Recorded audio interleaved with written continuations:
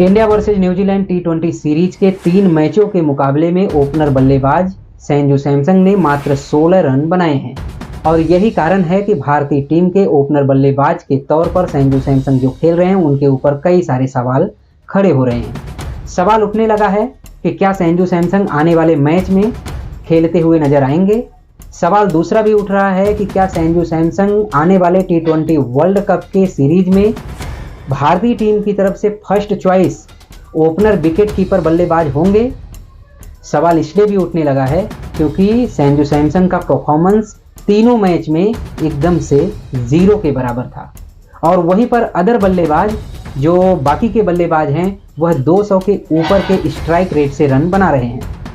बात करते हैं संजू सैमसन के तीनों मैच के परफॉर्मेंस की, तो संजू सैमसन पहले मैच में 7 गेंदों का सामना करके 10 रन बनाए, वहीं दूसरे मैच में 5 गेंद का सामना करके 6 रन बनाए और तीसरे मैच के पहली गेंद पर बोल्ड होकर वापस चले गए।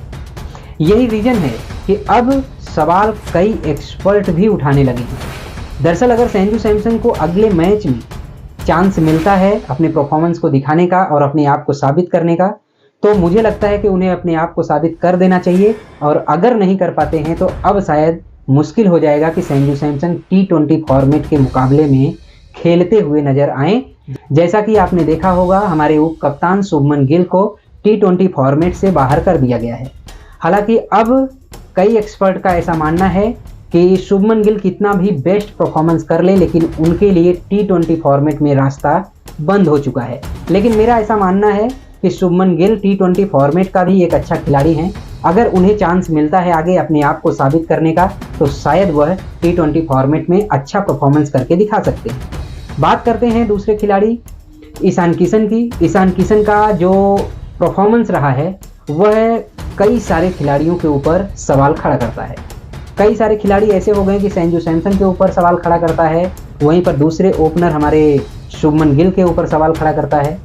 इतने दिनों से टी20 फॉर्मेट में दोनों ही खिलाड़ी बने हुए हैं और वह आते हैं और अपने आप को टीम में खड़ा कर लेते हैं और उन्हें प्लेइंग 11 में मौका मिलेगा कि नहीं यह भी सवाल बना हुआ था, क्योंकि तीसरे नंबर के बल्लेबाज तिलक वर्मा हैं, उनका बैटिंग करना फिक्स रहता है और वह एक अच्छे बल्लेबाज हैं। उनको टीम से बाहर करना शायद मुझे लगता है मुश्किल ही है। तो ऐसे में ईशान किशन भले ही टीम में शामिल हुए थे लेकिन उनका बाहर ही बैठकर मैच देखने वाला हालत था। लेकिन अब जब ईशान किशन अपने आप को साबित कर दिए हैं तो सवाल उठने लगा है कि जब प्लेइंग 11 में तिलक वर्मा को शामिल किया जाएगा तो तीसरे नंबर को खाली करना पड़ेगा और अगर तीसरे नंबर स्थान को खाली करते हैं तो फिर ईशान किशन को ओपनर के तौर पर देखा जाएगा। और अगर ईशान किशन को ओपनर बैटिंग में कराया जाता है और ईशान किशन अपने आप को साबित करते हैं तो फिर संजू सैमसन का पत्ता कटने वाला है। यह कहीं से भी रुका हुआ नजर नहीं आता है।